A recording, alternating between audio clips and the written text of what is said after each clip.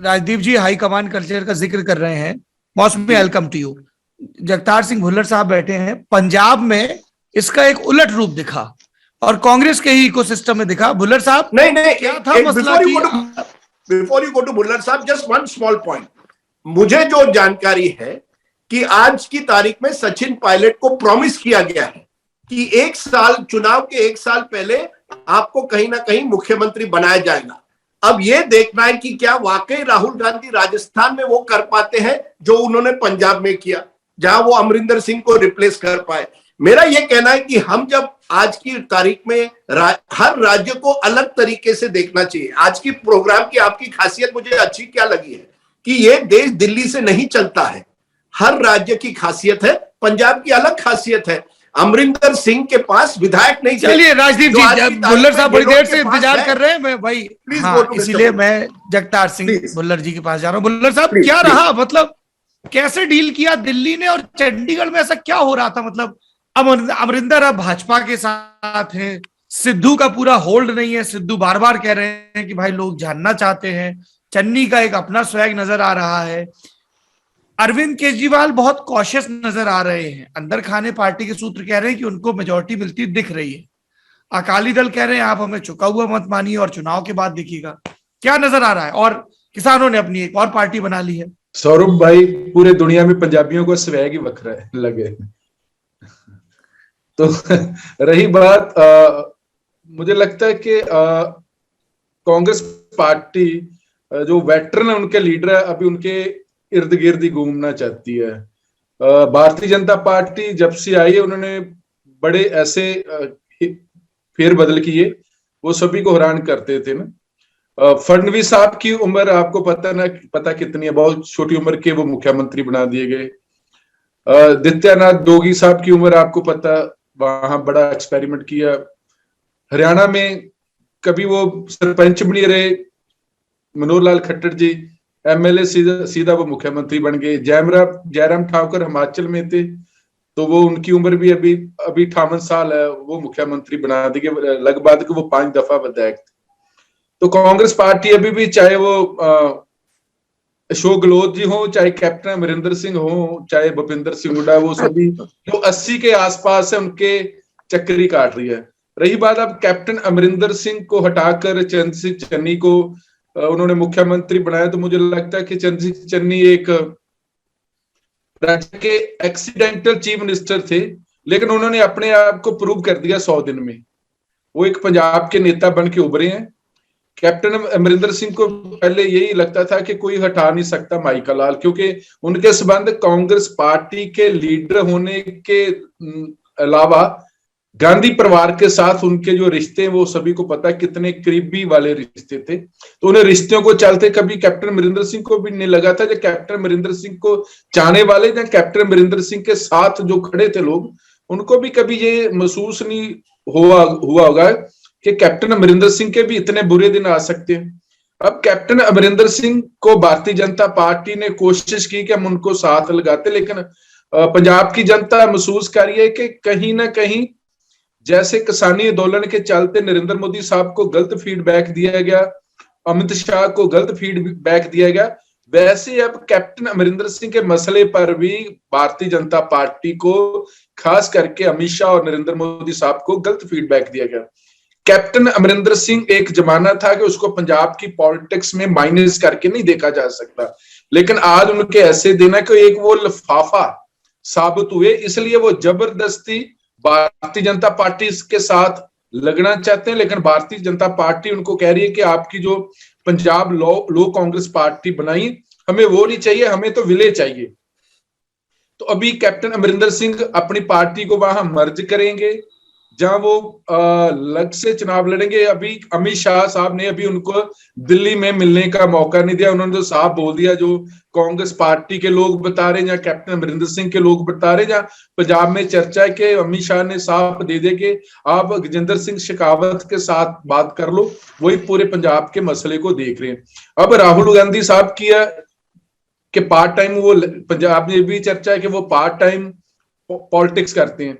पंजाब की कांग्रेस सरकार 3 जनवरी को एक बड़ा फंक्शन करनी चाहती थी, तो कांग्रेस पार्टी के तो भाई साहब इटली नया साल मनाने चले गए हैं। अब 3 को कांग्रेस पार्टी को इलेक्शन जो उनकी रैली थी वो कैंसिल करनी पड़ रही है, और 5 को प्राइम मिनिस्टर साहब फिरोजपुर में आ रहे हैं। और इस बार जो पंजाब के चुनाव होंगे जबरदस्त होंगे, क्योंकि पहली दफा पार्टी, चाहे श्रोमणी अकाली दल और भारतीय जनता पार्टी का कैसे लाइंस टूटा है, कैसे हरसिमरत कौर बादल को इस्तीफा देना पड़ा, कैसे श्रोमणी अकाली दल को बैकफुट पे आना पड़ा, भारतीय जनता पार्टी को कैसे बैकफुट पे आना पड़ा। तो श्रोमणी अकाली दल का बहुजन समाज पार्टी के साथ अलायंस हो गया, और भारतीय जनता पार्टी अभी सुखदेव सिंह ढींडसा के साथ, कैप्टन अमरिंदर के साथ अलायंस की बातें हो रही है। और भारतीय जनता पार्टी को भी पंजाब में 117 कैंडिडेट नहीं मिल रहे, क्योंकि उन्होंने अभी तक 96 से लेकर अभी तक श्रोमणी अकाली दल के साथ ही अलायंस लड़ा था। 23 सीटों पे लड़ती थी, अब उनको 117 कैंडिडेट चाहिए, वो अभी उनको मिलने मुश्किल हुए हैं। रही बात आम आदमी पार्टी, अरविंद केजरीवाल को लगता है कि दिल्ली में नो डाउट अभी पंजाब के लोगों में अंदर खाते साइलेंट वोटर है, बहुत ज्यादा आम आदमी पार्टी के लिए करंट है, क्योंकि पंजाब के लोगों ने पहले 4 एमपीज दिए थे। वो अलग बात है कि अरविंद केजरीवाल साहब उनको संभाल नहीं पाए 4 एमपी को। उसके बाद पंजाब की जनता ने 2017 में 20 विधायक दिए, बदकिस्मती से अरविंद केजरीवाल साहब उनको भी संभाल नहीं पा सके। वो भी एक एक करके कोई घर बैठ गया और कांग्रेस पार्टी में चले गए। अब पंजाब की जनता लेकर अगर बात करें तो अरविंद केजरीवाल लगातार पंजाब में आ रहे हैं। कभी पंजाब में आके वो तिरंगा यात्रा निकाल रहे हैं, कभी पंजाब में आके वो शांति मार्च कर रहे हैं। अब वो पंजाबी भी बोलने लगे हैं, रोमन में लिखते हैं और पंजाबी बोलने शुरू कर दिया उन्होंने। राघव चड्डा भी यहाँ पंजाबी बोलने लगे, उनको लगता है कि हम पंजाब में इलेक्शन लड़ रहे हैं, क्योंकि दिल्ली लुधियाना पंजाब के लुधियाना के बराबर है। जैसे हमारी लुधियाना में म्यूनिसिपल कारपोरेशन है, उतनी कह सकते कि लुधियाना में इकोनॉमिकली तौर पे वो मजबूत है जितनी दिल्ली है। दिल्ली जितनी छोटी है। तो अरविंद केजरीवाल को लगता है कि अगर नरेंद्र मोदी साहब का मुकाबला करना तो पंजाब को जीतना पड़ेगा। रही बात अब चंद सिंह चन्नी और नवजोत सिंह सिद्धू की। नवजोत सिंह सिद्धू को एक बड़ा मौका दिया कांग्रेस पार्टी ने, खास करके राहुल गांधी और प्रियंका गांधी ने एक बड़ा मौका दिया था, कांग्रेस पार्टी का अध्यक्ष बनाया।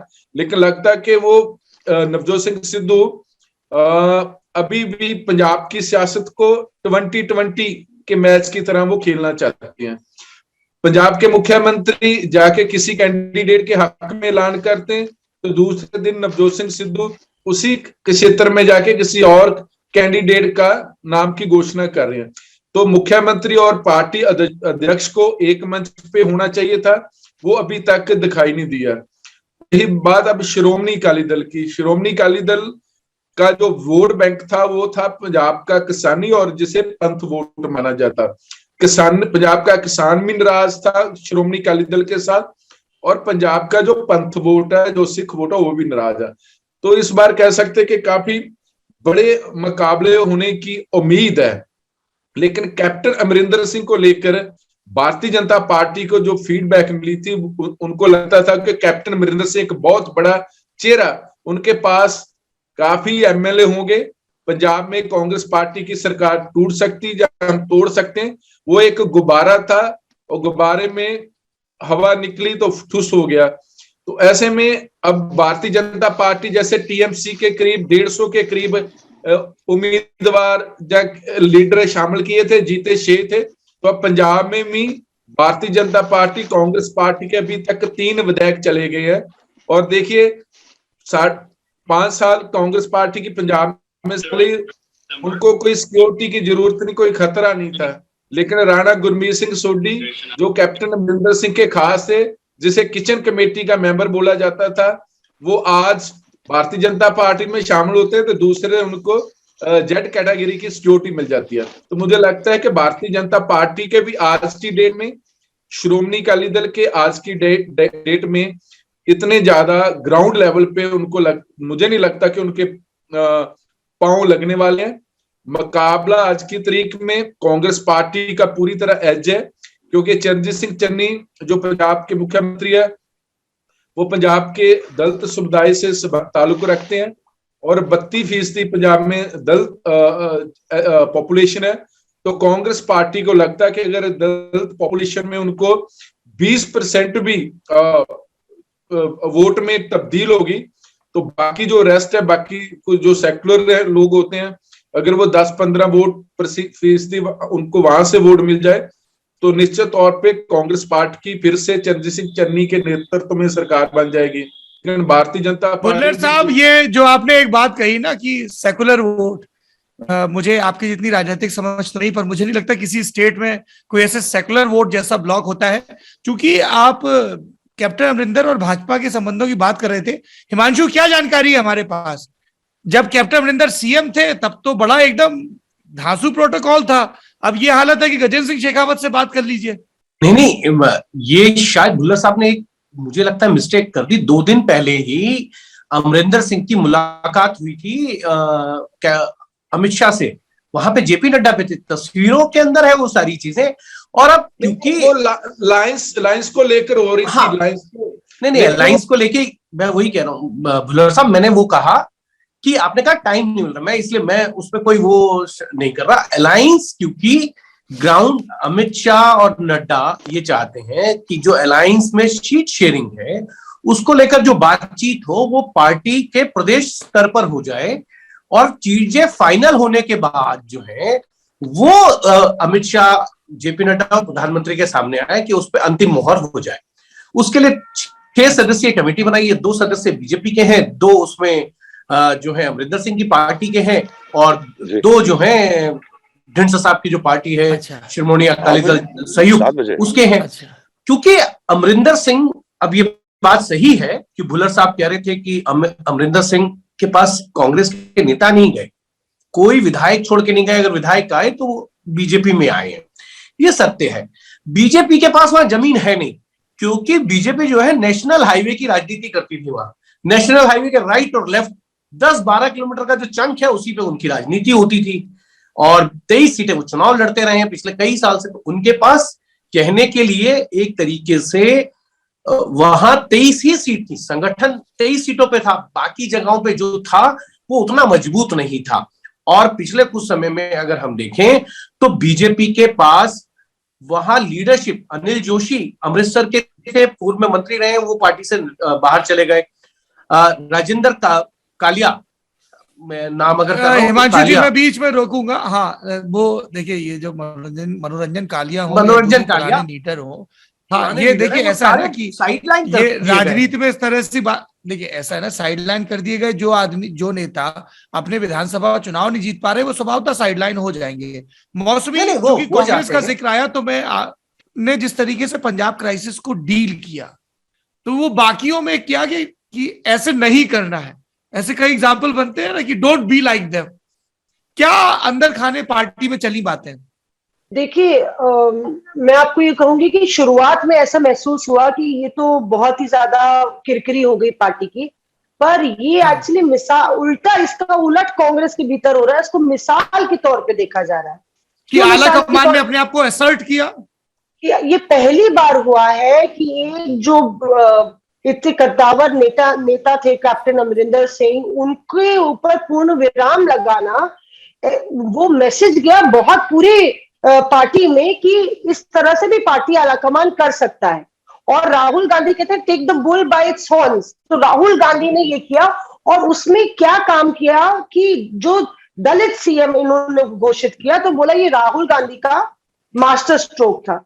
उसमें मैं ये ऐड करना चाह रही थी सौरभ की, लगातार राजस्थान हो या पंजाब, छोटा सा है बस, कि प्रियंका गांधी वाड्रा का जिक्र आ रहा है। प्रियंका ये भी महत्वपूर्ण है, जैसे कि प्रशांत किशोर है और हम प्राइम चैलेंजर्स की बात कर रहे थे कि अमिताभ बच्चन अगर प्रधानमंत्री पॉलिटिक्स के अमिताभ बच्चन है, तो प्रियंका गांधी वाड्रा 2021 में लगातार एक बड़ी न्यूज मेकर के तौर पे उभरी है और एक सीरियस पॉलिटिशियन वो है कि नहीं वो तो लॉन्ग रन में तय होगा, पर कहीं ना कहीं 2022 की लड़ाई कांग्रेस के लिए 2024 की भी लड़ाई है कि अगर यूपी में हम अपना ग्राउंड बनाते हैं, चन्नी हो या फिर सिद्धू, उसमें प्रियंका अहमद पटेल की भूमिका में आई, सचिन पायलट हो या गहलोत, उसमें प्रियंका अहमद पटेल की भूमिका में नजर आई। अभी हाल ही में जितने फैसले हुए, भूपेश बघेल का छत्तीसगढ़ में फैसला हो, जितने फैसले हुए उसमें प्रियंका गांधी एक मास्टर स्ट्रैटेजिस्ट के तौर पे जो जगह प्रशांत किशोर लेना चाहते थे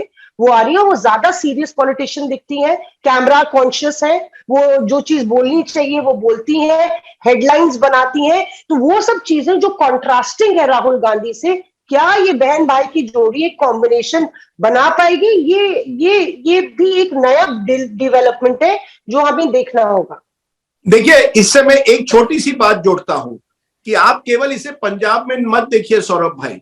कांग्रेस पिछले एक साल में लगातार बदलाव करने की कोशिश कर रहा है। तेलंगाना में रेवंत रेड्डी, महाराष्ट्र में नाना पाटोड़े, पंजाब में आप नवजोत सिद्धू और चन्नी का ये डबल एक्ट कर रहे हैं। यानी आप एक जनरेशनल चेंज की कोशिश कर रहे हैं। इसलिए पंजाब का चुनाव अगले साल कांग्रेस के लिए क्रिटिकल है। अगर कांग्रेस पंजाब नहीं जीतता है या पार्टी नंबर 1 पंजाब में नहीं बनता है तो ये पूरा जो है ना कि सचिन पायलट को लाएंगे, गहलोत को बदलेंगे, ये सब नहीं हो पाएगा। फिर ये जो आज मौसमी कह रही है मास्टर स्ट्रेटेजिस्ट, बहन भाई का कॉम्बिनेशन, ये सब खत्म होगा।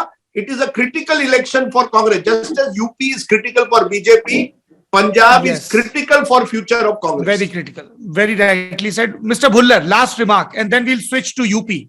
बिल्कुल, मैं यही कह रहा था कि इस बार क्योंकि अगर किसानों को लगता है कि हमने जो मोर्चा जीता किसानी आंदोलन को लेकर, कृषि कानूनों को लेकर, तो वो एक बड़ी कामयाबी थी। और पंजाब की जनता अगर उस कामयाबी को नहीं सर, मैं भुल्लर साहब मैं ये जानना चाह रहा हूँ, हाँ, तो किसके हक में वोटों में तब्दील करेगी? देखिए, अगर किसान खुद लड़ते हैं तो निश्चित तौर पे भारतीय जनता पार्टी को फायदा होगा। और ये भी चर्चा है कि आम आदमी पार्टी के साथ अलायंस होगा। अगर आम आदमी पार्टी और किसानों को अलायंस होगा तो निश्चित तौर पे ये जो गठबंधन है ये पंजाब में बड़ी वोट लेकर, बड़ी सीट लेकर नंबर 1 पे आ सकता है। लेकिन आज की तारीख में सबसे ज्यादा यही कि प्रियंका गांधी का और राहुल गांधी का जो एक्सपेरिमेंट है, नवजोत सिंह सिद्धू और चंद्र सिंह चन्नी, वो अभी तक दोनों की एक सुर, एक ताल और एक मंच पे दिखाई नहीं दे रहे। तो हो सकता है कि आज की तारीख के कांग्रेस पार्टी का एज है। लेकिन अगर यही ऐसे आपसी इनका तालमेल में कमी हुई तो निश्चित तौर पे कांग्रेस पार्टी का पंजाब में नुकसान होगा। ठीक है sir, thank you very much.